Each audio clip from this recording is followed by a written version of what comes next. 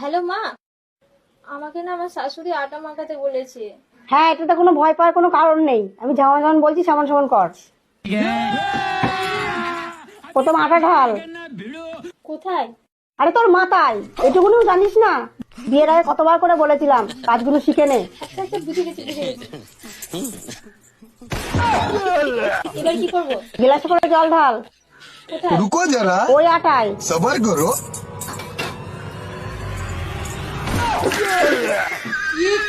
বল শক্ত আছে না নরম আছে? নরম নরম লাগছে। তাহলে একটু শুকনো আটা দে। হ্যাঁ, করেছি। দিয়ে এবার কেমন হয়েছে আমাকে বল। একটু শক্ত শক্ত লাগছে। এবার হাতে করে একটু জল দে। ভালো করে মাখিয়ে আমাকে ফটো তুলে পাঠা।